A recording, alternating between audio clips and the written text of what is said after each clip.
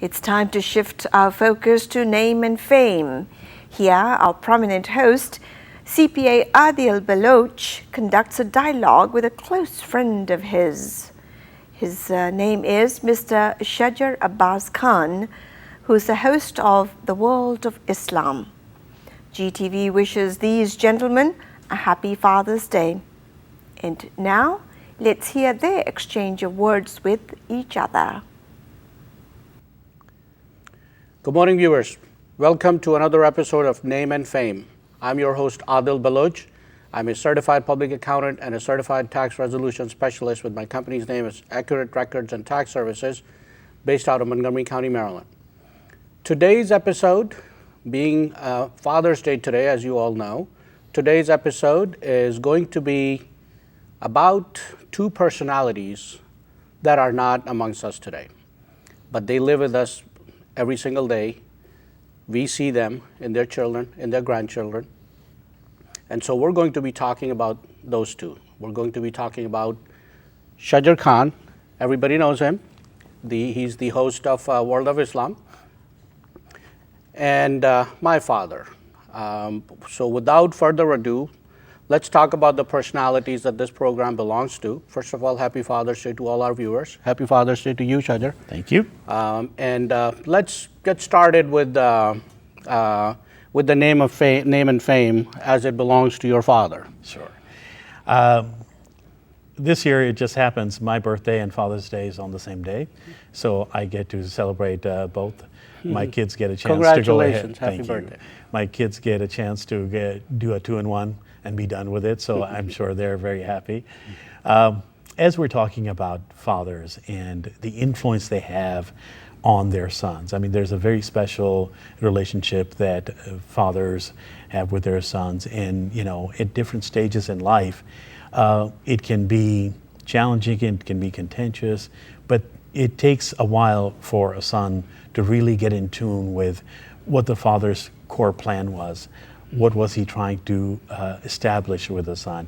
Why he did certain things the way he did? And to truly understand the experience he brings to you. And my father used to sometimes say that my height in life was getting to this spot. And now you start your life from that spot. Wow. So he was always trying to remind me that don't end up going down to where I started, but start where I'm ending. My father's name was Nazar Abbas Khan. He was brought up in a very small village in Punjab called Kot Shakir. So a man who grew up in a village, agricultural land. His father was a policeman, and so my father just took care of the sheep, the herd, and grew up on an actual farm. And once he got to a certain age, there was the schooling was not enough there. He ended up going to the big city, and that big city was Jung, and went to high school there. And in fact, it's quite a coincidence. One of our prime leaders from Pakistan who ended up becoming a Nobel laureate, Mr. Islam. He's a Nobel laureate. Yes. So he was originally from that school also. And my father and he went to the school at the same time.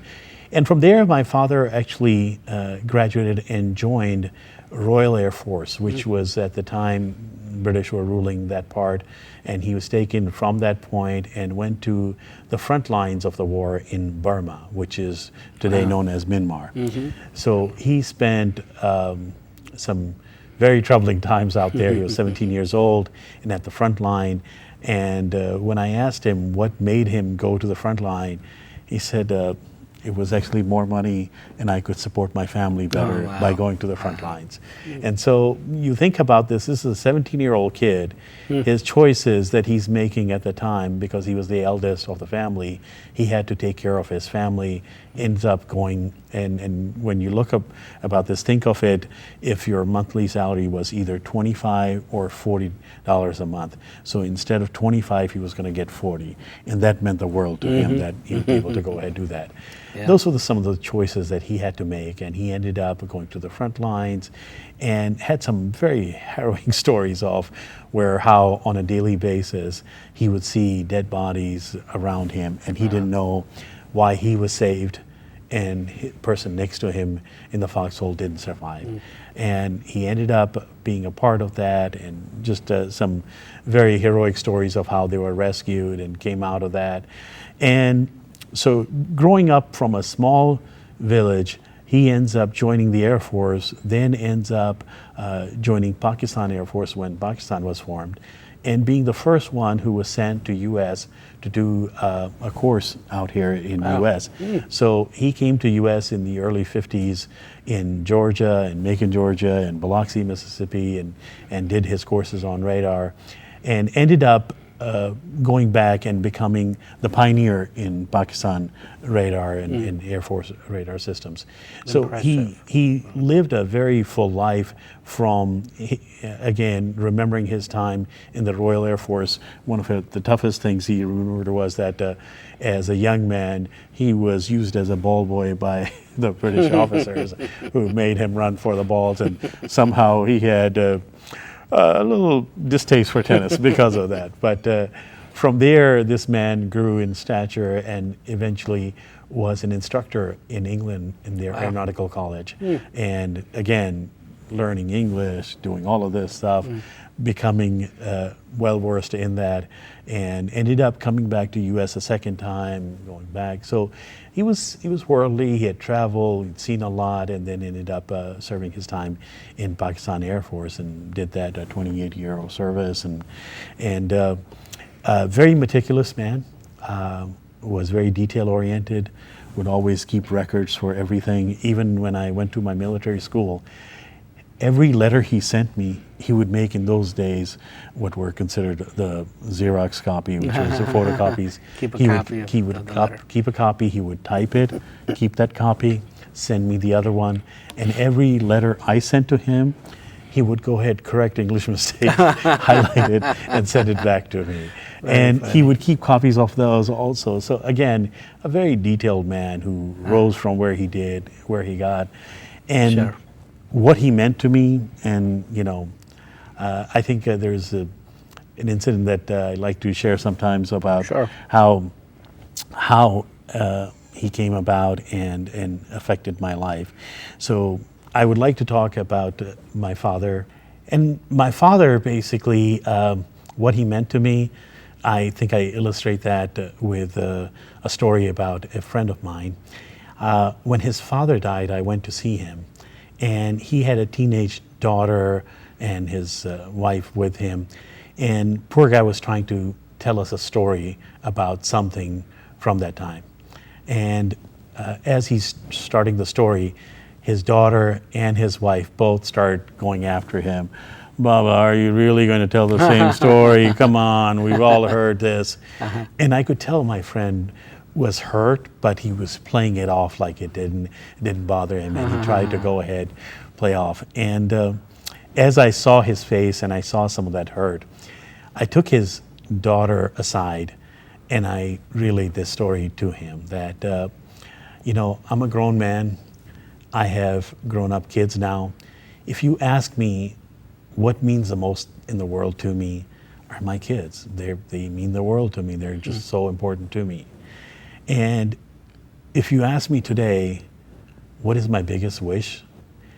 It wouldn't be that I should see the kids succeed or kids' success or something around them. It would actually be, I wish to get a day with my dad, because he would tell the same stories as much as he wants to. He's the person I miss the most in life. And so what he meant to me, what he continues to mean to me in every stage of my life, when I go ahead, think of any success for myself, for my kids, anything to do with me, I'm reminded of my father. I wish he was around. I wish he could have seen all of that stuff. So it's amazing how much you don't appreciate what you have, and especially not knowing how much time you have with your parents. And fathers for boys are such important point of reference, role models, everything that we strive to be. Sure. And I tell my kids that if I end up being, half the man my father was, I think I would have succeeded very well. And he left a lot of things in my life that, I look back and I'm reminded how much he influenced me as a man, as a person, as a human being, and the family, which has really meant a lot to me. So my mom and dad.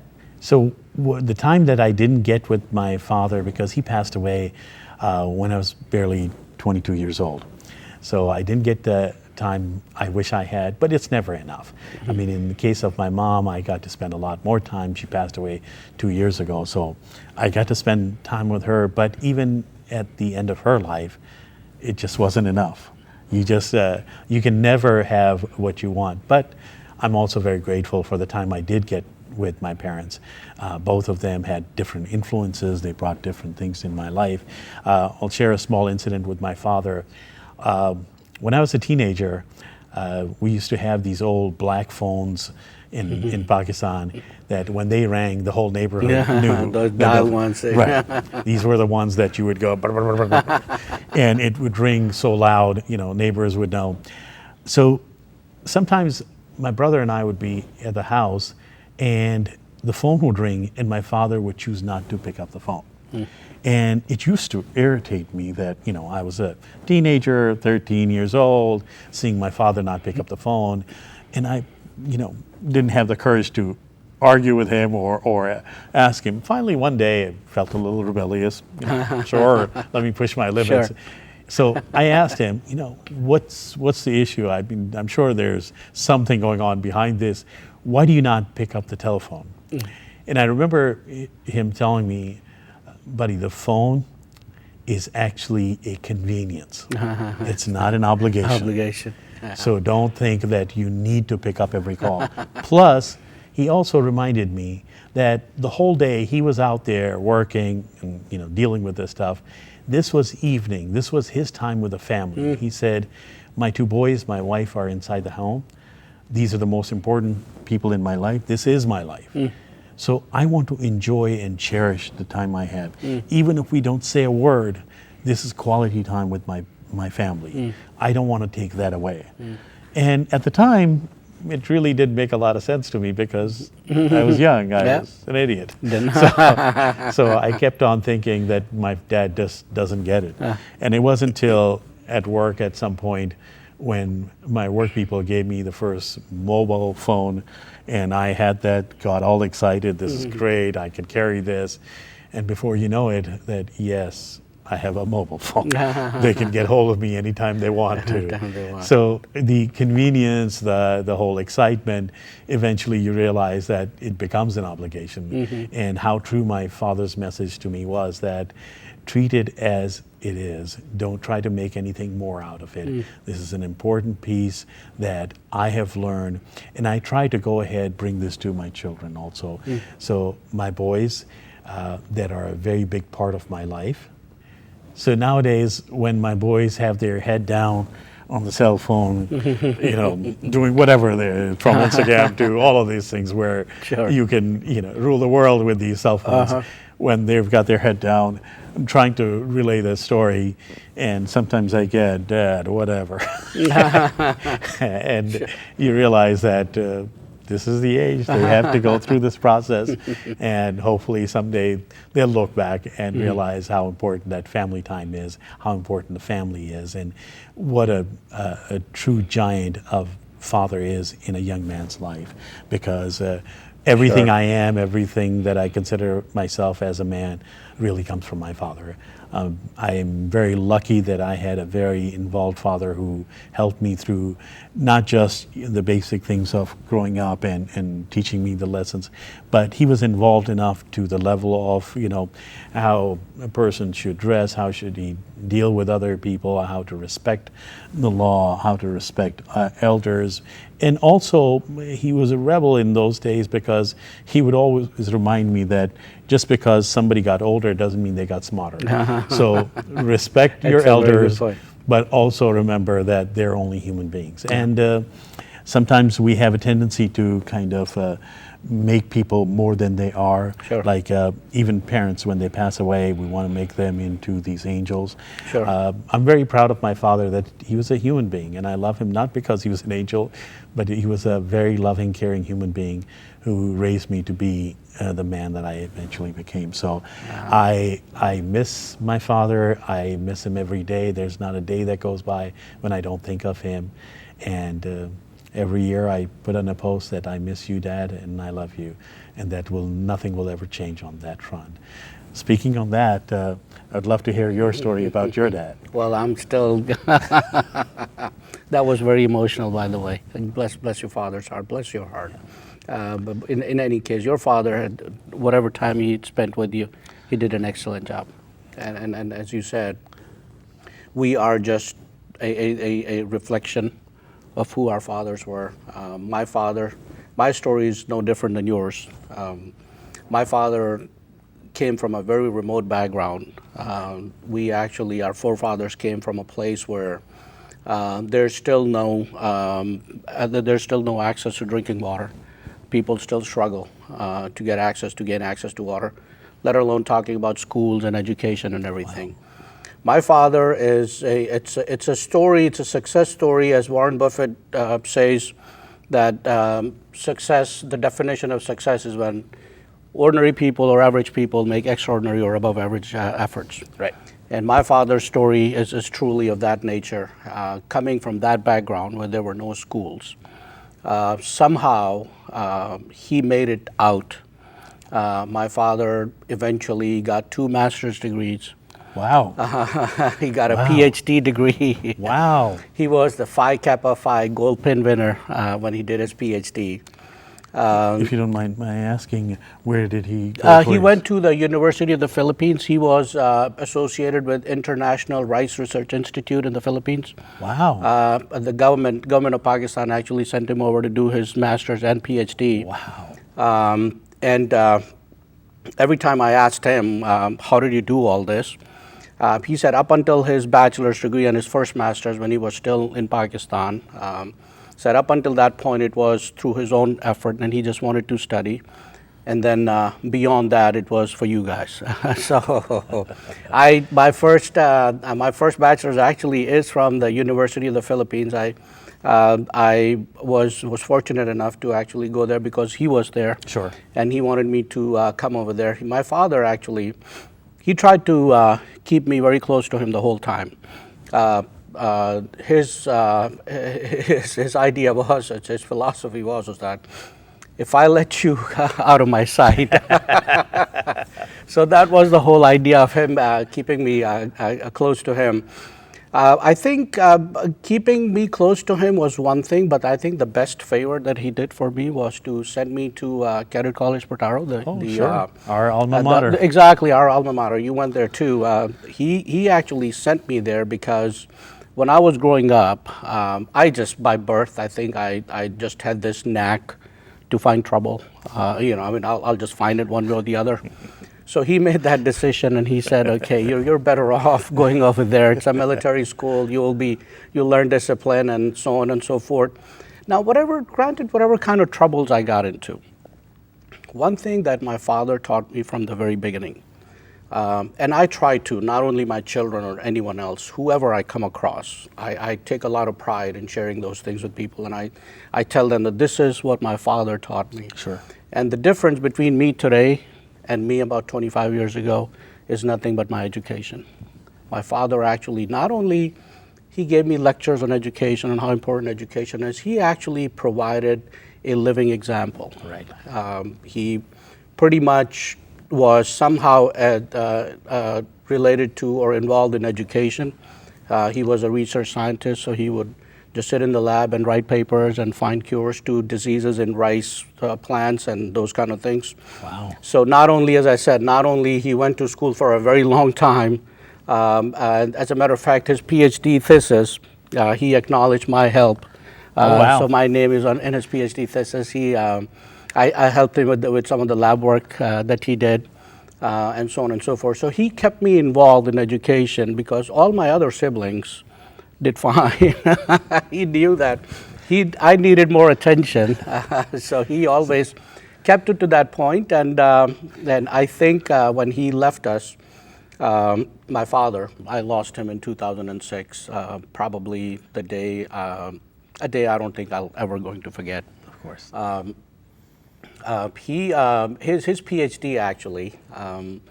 My office, even today, my home office, I have his degrees hanging behind my desk because I do not have a PhD, so that's the closest I got. You should get some credit for doing some of his Exactly, PhD because I did the work, and I Yeah. can actually say it. I mean, his degrees actually, they're very proudly displayed in my home office, both his master's degree and his PhD degree. So this is we're talking about a man that came from nowhere, Right. made sure that his children were taken care of. As you know, he sent me and my brother to one of the elitist institutions in Pakistan, Right. The high school part of it. Even though I tried my best to mess it up as much as possible, but he was always there watching me. Even to this day, it feels like I have his picture in my office. Even to this day, it looks like that he's still watching. When I lost him in 2006, I knew that the happiest part that he was, I mean, obviously grandchildren and everything else, but I knew deep inside in his heart, the happiest part that he was most proud of was that I got not only a bachelor's degree, but a master's degree and a certification and everything. And he actually very proudly shared that piece of information with people. Of course. He is educated too. So he used to sort of like, I mean, he used to take a lot of pride. It's like, look what I've done, this guy would be nowhere, which I totally agree with him. Because everything that he did for me, and I'm really thankful for everything that he did for me. On the other hand, as far as my mother is concerned, my mother was no different than a fatherly figure. My dad was more, let's talk, let's discuss. My mother was, do it.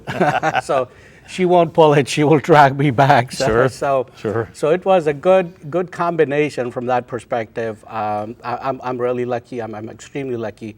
I still have my mother, she prays for me, and I know that things that happen day in and day out, her prayers are behind me. My father is watching from up there. He is smiling that he left his deputy back here for me, so who's still watching after me, and it's been a blessing, nothing but a blessing. And I am one example of what parents, father and mother, can actually do for their children, what they do for their kids. And as you mentioned, my father came from nowhere, and then he got us up here, and obviously we cannot go below that. And this is something that I talk to my kids about as well. I have two boys, two beautiful boys. One's about to turn 21 and one's 16 years old. Both of them, they know it fully well that they have to maintain a certain level. There's just no turning back here. And I know for a fact that both of my kids, my father, their grandfather, is a role model for them. And the kind of major that my elder one picked up for college, I have no doubt in my mind. Obviously, he probably will never admit to it, but I have no doubt in my mind that he picked it up because deep inside or at the back of his mind someplace, he was thinking that he is going to do what his grandfather did. So he did talk about PhD and everything at some point. He wants to stay in research. He says it's medical research, but I know that research stays with him the whole time. Excellent. So that's a very big influence his grandfather had on him. And as I said, it's been a blessing all the way throughout what my father has left behind for us. I think it's going to continue to live for generations, multiple generations. And as you said, father being the father, he sent me to a boarding school because he knew that was good for me. And as I said, probably the biggest favor, the best favor that he ever did to me was to send me to Cadet College, Petaro, because that foundation that I got from there, that just lived with me throughout, and it's still is there, the network that I have, Right. the group of friends that I have, people that I literally grew up with, Right. and all these people, they are somewhere in life. I have a pretty extensive circle of friends here in this country. Right. Because a whole bunch of them actually moved over here because they were good enough to do all of that.